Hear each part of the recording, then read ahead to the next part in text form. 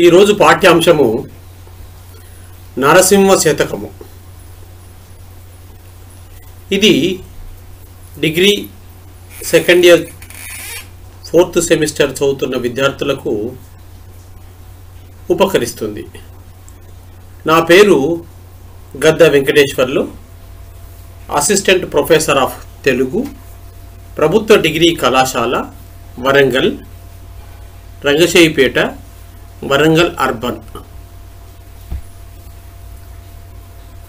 నారసింహ శతకము. నారసింహ శతకము అను పాఠ్యభాగమును ధర్మపురి శేషప్పచే రచింపబడినది. ఇది నారసింహ శతకము నుండి గ్రహింపబడినది. దీనిని 5 భాగములుగా విభజింపవచ్చును. 1 శీర్షిక పరిచయం, 2వది కవి పరిచయం, 3వది పాఠ్యభాగ సారాంశం, 4వది సందర్భ సహిత వాక్యములు, 5వది వ్యాకరణ అంశములు. శీర్షిక పరిచయం. నారసింహ శతకము అను పాఠ్యభాగమును ధర్మపురి శేషప్పచే రచింపబడినది. ఈ శేషప్ప కవి మహాభక్తుడు. ధర్మపురి నృసింహస్వామికి తన జీవితాన్ని అంకితం చేశాడు. తెలంగాణ ప్రాంతంలోని గోదావరి తీరమున వెలసిన పుణ్యక్షేత్రాలలో ధర్మపురి గొప్ప ప్రసిద్ధి చెందిన క్షేత్రం. శేషప్ప కవికి ఆధ్యాత్మిక చింతన, లోకానుభవము, అమితమైన భక్తి, ఈ 3 గుణాలు ఆయనకు మెండుగా కలవు. ఈ శతకము రచించే నాటికి కవి దీనావస్థను అనుభవించినట్లు తెలుస్తుంది. ఉదర పోషణ కోసం ఎవరినీ నేను కోరనని, నాకు నరసింహుడే దిక్కు అని ప్రకటించాడు. ఈ శతకంలో భక్తి, వైరాగ్యాలను ప్రదర్శిస్తుంది. విష్ణుమూర్తి అవతారములలో నృసింహ అవతారం ఒకటి. ధర్మపురి శేషప్ప మధుర భక్తితో మైమరిచిపోయి రచించిన కవిత్వమే నారసింహ శతకము. కవి పరిచయం.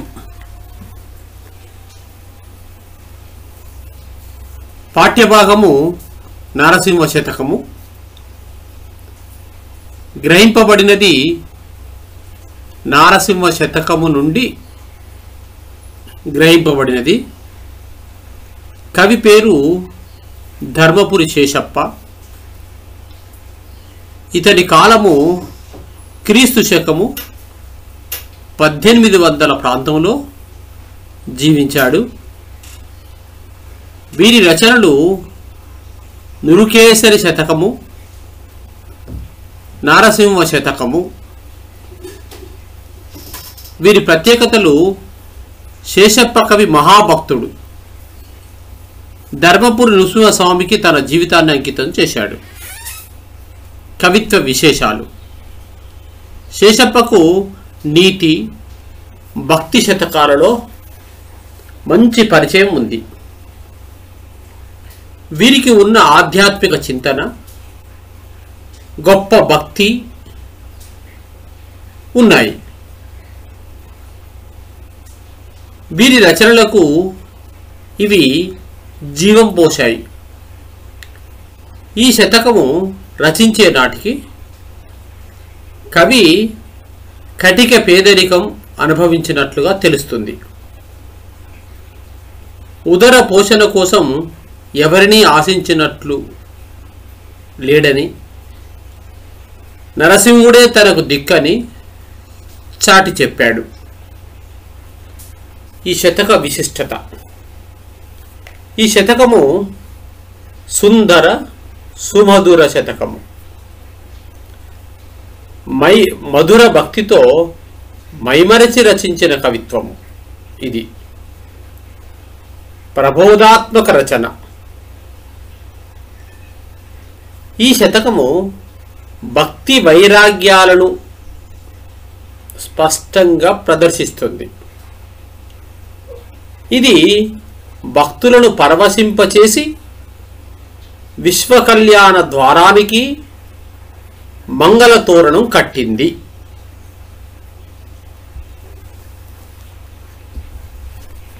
పాఠ్యభాగ సారాంశం.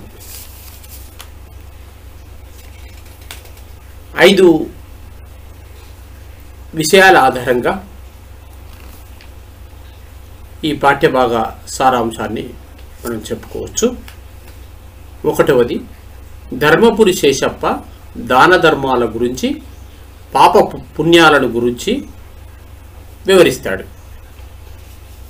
2వది, కవి నలుగురు మెచ్చుకునేటట్లు నడుచుకోవాలని ప్రబోధిస్తాడు.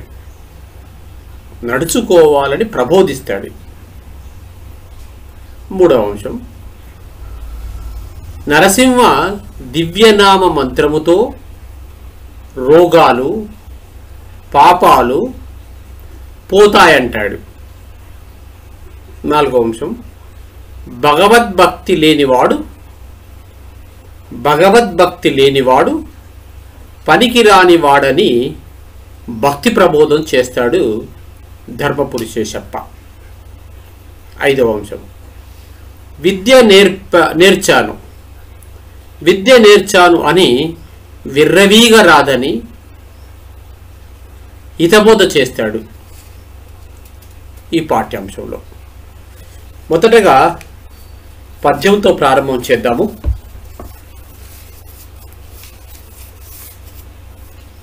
నరసింహ నీ దివ్య నామ మంత్రము చేత దురిత జాలములన్నీ తోలవచ్చు.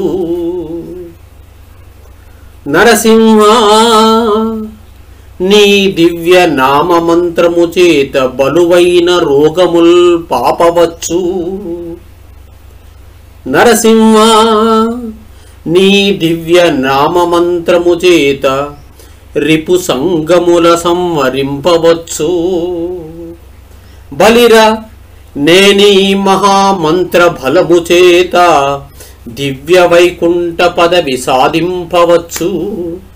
భూషణ వికాస శ్రీధర్మపుర నివాస దుష్ట సంహార నరసింహ దురిత దూరా.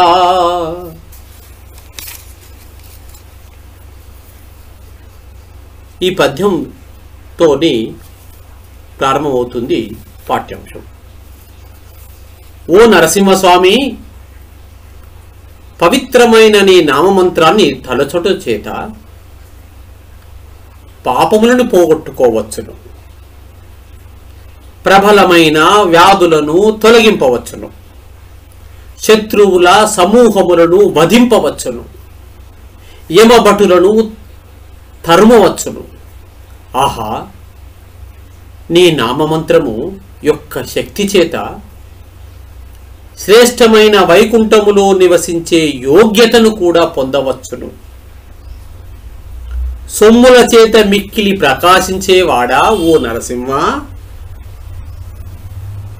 దుష్టులను సంహరించేవాడా, పాపములను దూరం చేసేవాడా, ధర్మపురమునందు నివసించేవాడా ఓ నరసింహస్వామి, నీకు ఇవే మా పవిత్ర నమస్కారములు అని అంటాడు.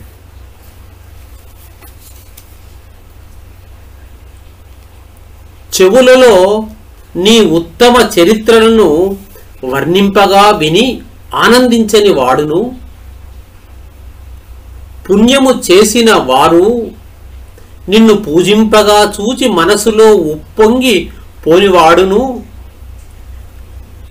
మహాభక్తులు నీ మహిమలను వర్ణింపగా వినడానికి శ్రద్ధ లేక వెళ్ళిపోయేవాడును, మనసులో నీ తలంపు లేక కాలము అంతా వ్యర్థం చేసేవాడును, ప్రపంచంలోకెల్లా పనికి మాలిన వాడు అవుతాడు. ప్రపంచంలోకెల్లా ఇలాంటి వాడు పనికి మాలిన వాడవుతాడు.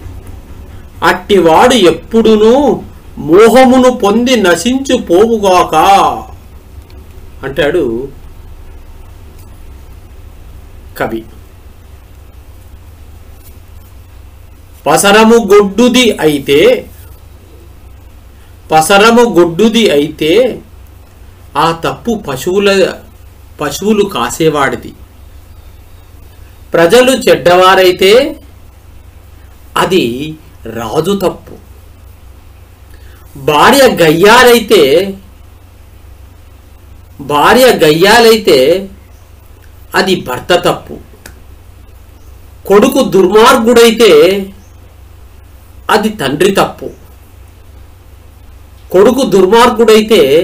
అది తండ్రి తప్పు.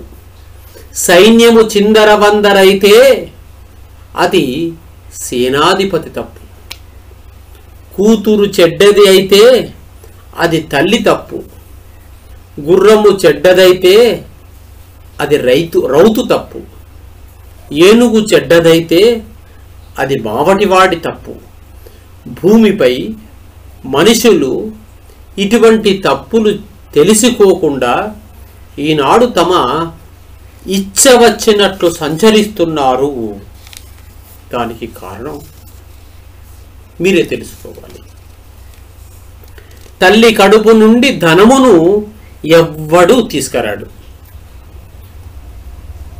పోయినవాడు ధనము వెంట పెట్టుకొని వెళ్ళడు. లక్షాధికారి అయిన ఉప్పు మెతుకులే కాని వన్యగల బంగారాన్ని మృంగగలడా? డబ్బు సంపాదించి గర్వపడడమే కాని దాచిన ధనము అతడి వెంటరాదు. బాగుగా రహస్యమైన చోట భూమిలో ధనాన్ని పెట్టి దాన ధర్మములు చేయక దాచినవారు తుదకు ఆ ధనాన్ని దొంగలకో రాజులకో ఇస్తారు. అది తేనెటీగలు కష్టపడి దాచిన తేనెను బాటసారులకు ఇచ్చినట్లు అవుతుంది. మరొక పద్యంలో అంటాడు ధర్మపురుషేశప్ప, అధిక విద్యావంతులు అప్రయోజకులైరి పూర్ణ శుంఠలు సభా పూజ్యులైరి సత్యవంతుల మాట జన విరోధం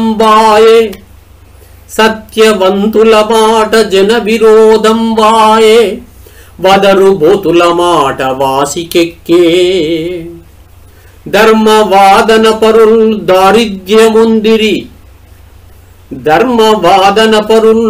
దారిద్ర్యముందిరి పరమలోబులు ధన ప్రాప్తులైరి పుణ్య దంపతులు రోగభూత పీడితులైరి పరమలోబులు ధన ప్రాప్తులైరి పుణ్య దంపతులు రోగభూత పీడితులైరి దుష్ట మానవులు వర్ధిష్ఠులైరి పక్షి వాహన మా వంటి భిక్షకులకు శక్తి లేదాయనిక నీవే చాటు మాకు భూషణ వికాస శ్రీధర్మపుర నివాస దుష్ట సంవార నరసింహ దురిత దూరా.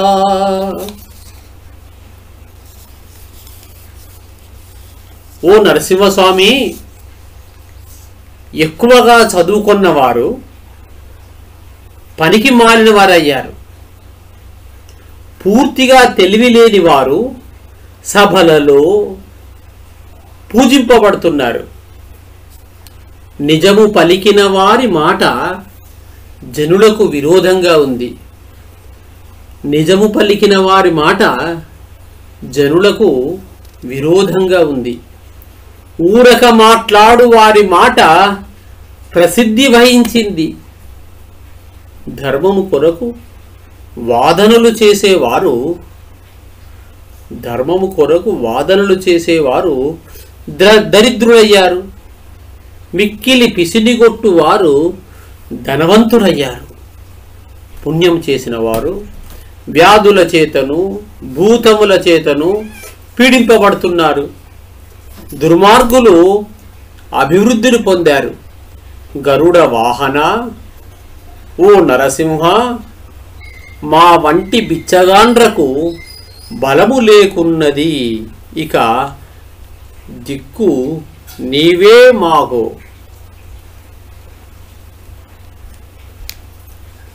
ఎక్కువగా చదువుట కూడుగుడ్డల కోసమే. కూడుగుడ్డల కోసమే. పశువులను సంపాదించుట పాల కొరకే. భార్యను పెండ్లాడుట సంసార సుఖానికే. కొడుకులను పెంచుట పుణ్యలోక గతుల కొరకే. సైన్యాన్ని సమకూర్చుకొనుట పగవారిని గెలుచుట కొరకే. సాము విద్యలు నేర్చుట అంతా చావు కొరకే. దానము ఇచ్చుట ముందు జన్మకు పుణ్యమును మూటగట్టుకొనుటకే. ఎక్కువగా చదువుట కడుపు కొరకే. ఇతరమైన కోరికలను కోరక ఎల్లప్పుడూ భక్తిని నీ యందు నిలుపుట ముక్తి కోసమే. నాకు చెడు కార్యములే ఎక్కువ, కానీ మంచి గుణం ఒక్కటి లేదు. నేను పరస్త్రీలపై ఆశ వదలలేను. ఇతరుల మంచిని సహింపలేను. ఇన్ని చెడు బుద్ధులు నాకు ఉన్నాయి. నేను చేసే పనులన్నీ నీచమైన పనులు. నా వంటి చెడు మనిషిని భూమిపై పుట్టేటట్లు ఎందుకు చేశావు? సర్పముపై నిద్రించేవాడా, పద్మముల రేకుల వంటి కన్నులు కలవాడా, నీవు నా తండ్రివి అయినందులకు గాను నీకు నాకు గతి. నేను చేసిన తప్పులన్నీ సహించి కాపాడుము.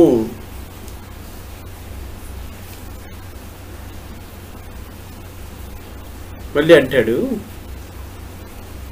పరుల ద్రవ్యము మీద భ్రాంతి నొందినవాడు పరకాంతల ఆపేక్ష పడెడివాడు.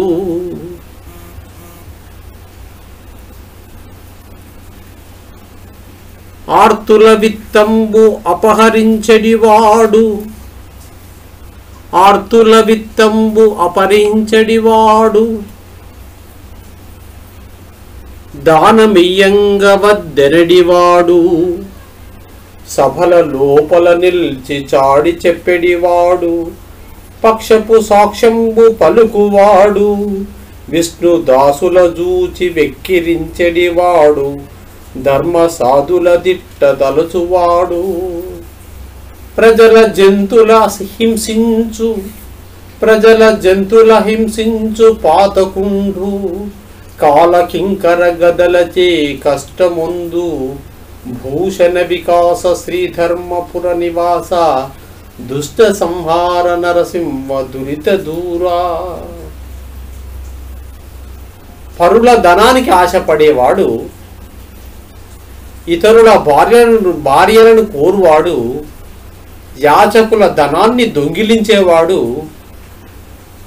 సభలో నిలిచి చాడీలు చెప్పేవాడు, అబద్ధపు సాక్ష్యము చెప్పేవాడు, విష్ణు భక్తులను పరిహాసం చేసేవాడు, న్యాయమగు సన్యాసులను తిట్టేవాడు, ప్రజలను జంతువులను హింసించు పాపాత్ముడు, యమభటుల గదల దెబ్బలచే కష్టపడతాడు అంటాడు ధర్మపురి శేషప్ప. ఇంకా అంటాడు, విద్య నేర్చితినంచు వెర్రవీగలేదు. భాగ్యవంతుడనంచు పలుకలేదు. ద్రవ్యవంతుడనంచు తరచు నిక్కలేగలేదు, ద్రవ్యవంతుడనంచు తరచు నిక్కగలేదు, నిరంత దానములైన నిరుపలేదు.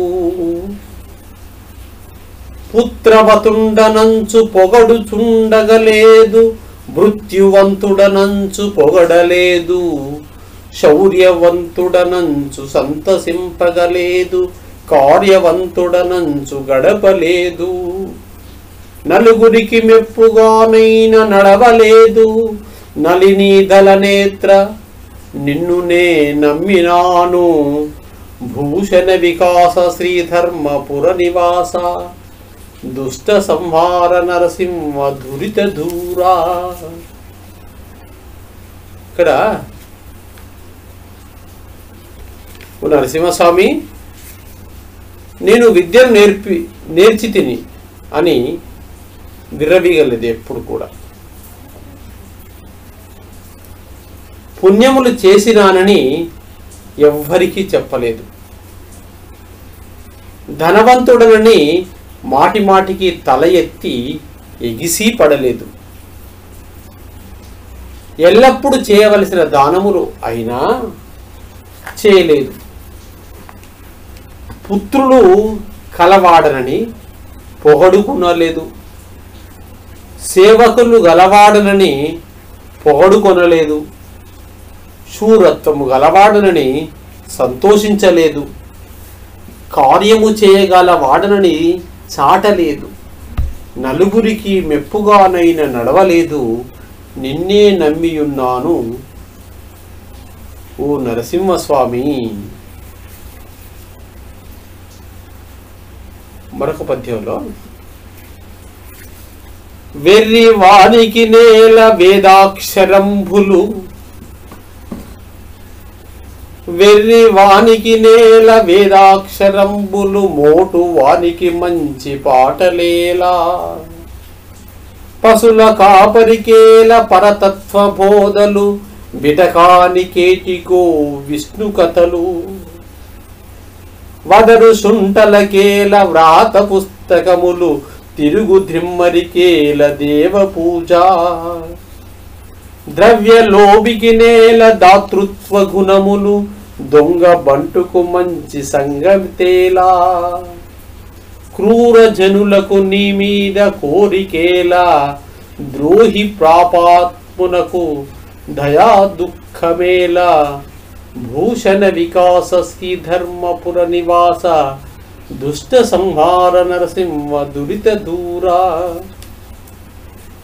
ఇక్కడ అంటాడండి, వెర్రివానికి వేదాక్షరములు, మోటువాడికి మంచి పాటలు, పశుల కాపరికి దేవుని గురించి ఉపదేశములు, వ్యభిచారికి విష్ణు కథలు, వదరుబోతునకు వ్రాత పుస్తకములు, తిరిగేవాడికి దేవపూజ, పిసినిగొట్టుకు దాన గుణములు, దొంగ నౌకరుకు మంచి విషయాలు, క్రూర జనులకు దైవంపై కోరిక, ద్రోహులకు పాపాత్ములకు దయా విచారములు ఉండడం వ్యర్థము అంటాడు ధర్మపురి శేషప్ప. చూడండి, ఇంకా ఆయన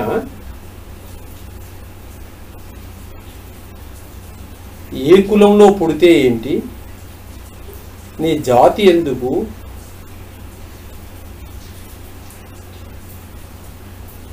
జాతితో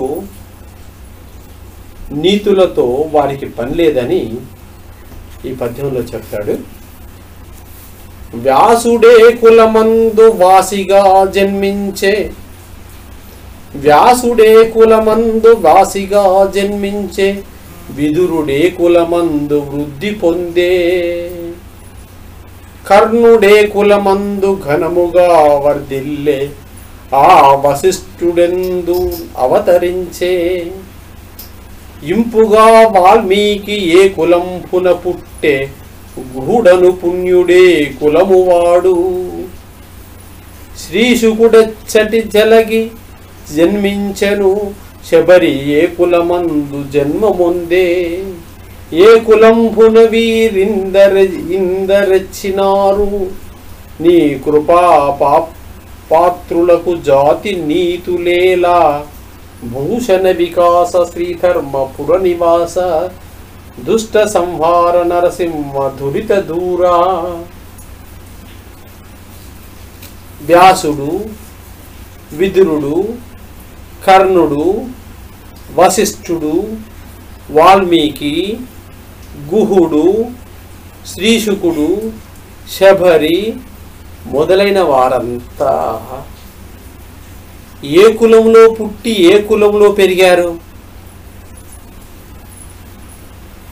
నీ దయను పొందిన వారికి జాతి నీతులు ఎందుకు?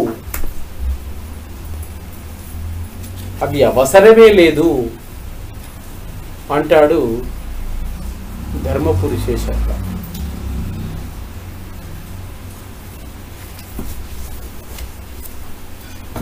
తర్వాత సందర్భ వాక్యములు. దీనిలో 6 సందర్భ వాక్యములు ఉన్నవి. 1 వసుధలో నెల్ల వ్యర్థుండు వాడేయగును లక్షాధికారైన లవణమన్నమే కాని మెరుగు బంగారంబు మృంగబోడు తేనె జుంటీగలియవా తెరువరులకు. 4వది శక్తి లేదాయ ఇక చాటుమాటుకు నేరములు గాచి రక్షింపు నీవే దిక్కు నీ కృపాపాత్రులకు జాతి నీతులేలా.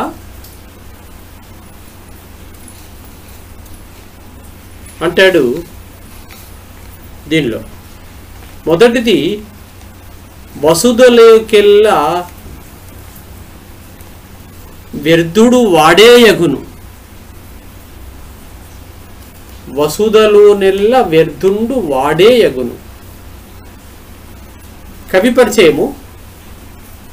ఈ పద్యపాదము ధర్మపురి శేషప్ప కవిచే రచింపబడిన నారసింహ శతకములోనిది. సందర్భము. లోకంలో పనికిరాని వాళ్ళు ఎవరో తన నరసింహ శతకంలో ఈ కవి ఇలా చెప్పాడు. నరసింహస్వామి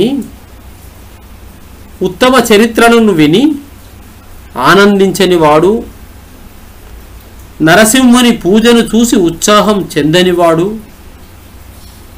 నరసింహస్వామి మహిమలను వర్ణింపగా శ్రద్ధ లేక వెళ్ళిపోయేవాడు, నరసింహస్వామిని మనసులో తలుచుకుంటూ కాలాన్ని వ్యర్థం చేసేవాడు, లోకంలో పనికిరాని వాడని కవి చెప్పిన సందర్భంలోనిది. భావం. భూమిలో అంతా అతడే పనికిరానివాడు అని దీని భావం.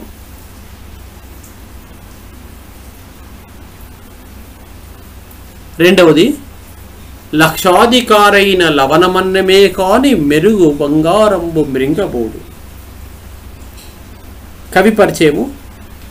ఈ పద్యపాదము ధర్మపురి శేషప్ప కవిచే రచింపబడిన నారసింహ శతకములోనిది. సందర్భము. లోకంలో ప్రజలు ధనాన్ని దాచకూడదని, దాన ధర్మాలు చేయాలని చెబుతూ కవి ఈ పద్యపాదం చెప్తాడు.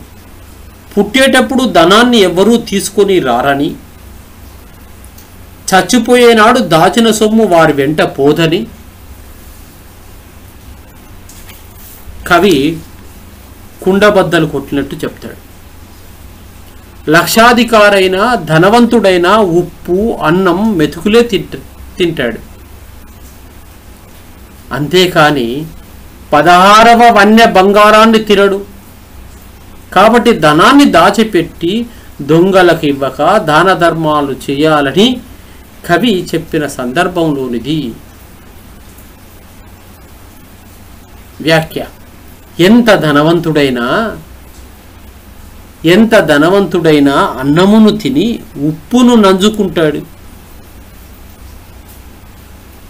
అంతేకాని మంచి వెల బంగారాన్ని తినడు అని దీని భావం. మూడవది సందర్భవాక్యం. తేనె జుంటీగలియవా తెరువరులకు.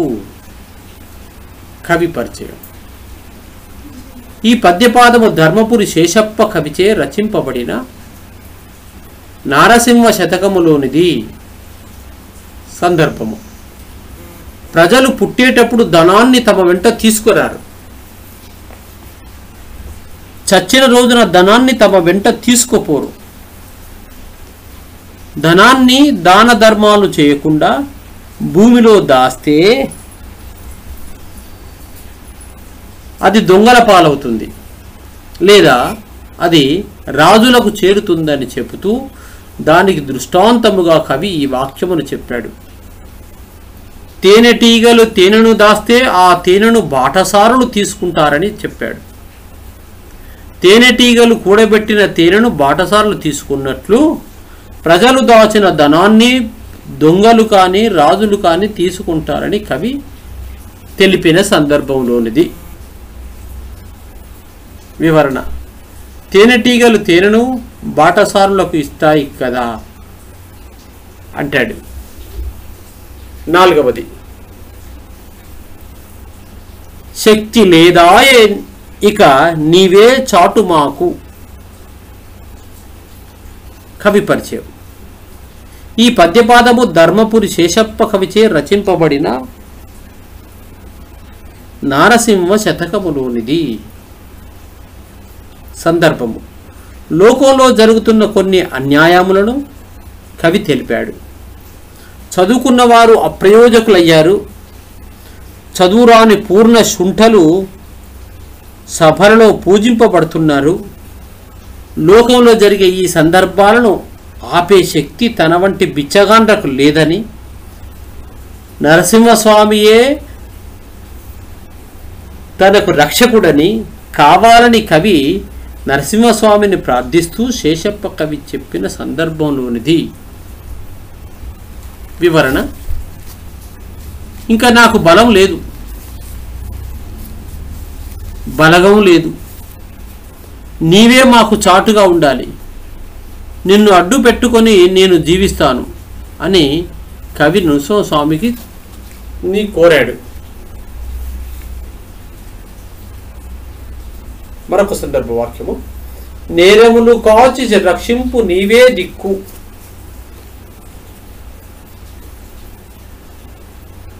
ఈ పద్యపాదము ధర్మపురి శేషప్ప కవిచే రచింపబడిన నారసింహ శతకములోనిది. సందర్భము. తాను అన్ని చెడు పనులే చేస్తున్నానని, తనలో ఒక్క సుగుణం కూడా లేదని కవి చెప్పాడు. తనకు పరస్త్రీలపై ఆశ ఉన్నదని, ఇతరుల క్షేమాన్ని తాను సహింపలేనని చెప్పాడు. తన వంటి పాపాత్ముని భూలోకంలో ఎందుకు పుట్టించావని నరసింహస్వామిని ప్రశ్నించాడు. నరసింహస్వామి తనకు తండ్రి కాబట్టి తన తప్పులు క్షమించి తన్ను రక్షించడానికి కవి చెప్పిన సందర్భంలోనిది. వివరణ. తాను చేసిన నేరముల నుండి కాపాడి తనను రక్షింపమని,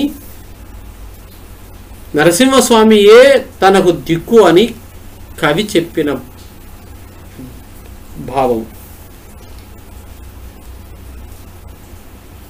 చివరగా నీ కృపా పాత్రులకు జాతి నీతులేలా. కవి పరిచయము. ఈ పద్యపాదము ధర్మపురి శేషప్ప కవిచే రచింపబడిన నారసింహ శతకములోనిది. సందర్భము. వ్యాసుడు, విదురుడు, కర్ణుడు, వశిష్ఠుడు, వాల్మీకి, గుహుడు, శ్రీశంకుడు, శబరి వంటి వారు చాలా గొప్పవారు. వారు గొప్ప దైవభక్తులు. కానీ వారు అందరూ తక్కువ జాతుల్లోనే పుట్టారు.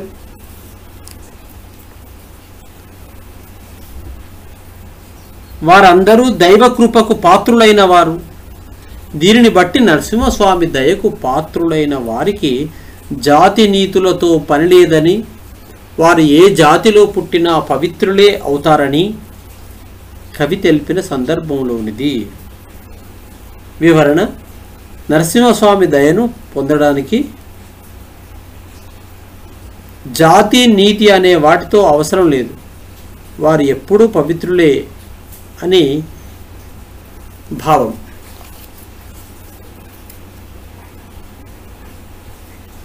చివరగా వ్యాకరణము,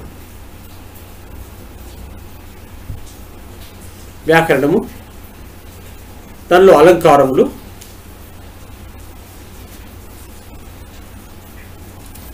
అలంకారాలలో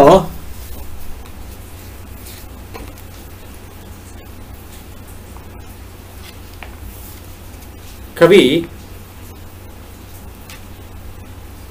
పొందుగా మరుగైన భూమి లోపల పెట్టి,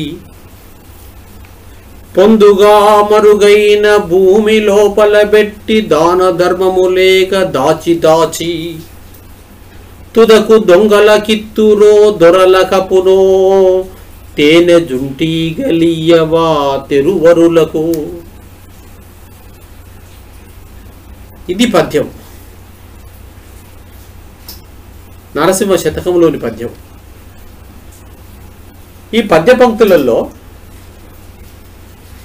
మనకు దృష్టాంతాలంకారం కనబడుతుంది. దీని లక్షణం ఏంటంటే, ఉపమాన ఉపమేయ వాక్యముల ధర్మములు వేరైనా బింబ ప్రతిభావము చేత నిర్దేశించడాన్ని దృష్టాంతాలంకారం అంటారు. సమన్వయము: భూమిలో దాచిపెట్టి దాన ధర్మాలు లేకుండా దాచి చివరకు దొంగలకో దొరలకో ధనాన్ని ఇవ్వడం అనేది ఉపమేయ వాక్యం.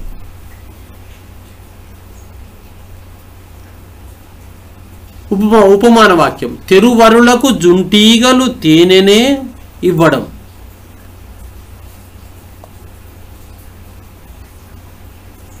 ఈ రెండు వాక్యాలలో ధర్మాలు వేరైనా ప్రతిబింబ భావం ఉంది కాబట్టి దీనిలో దృష్టాంతాలంకారము స్పష్టంగా కనపడుతుంది.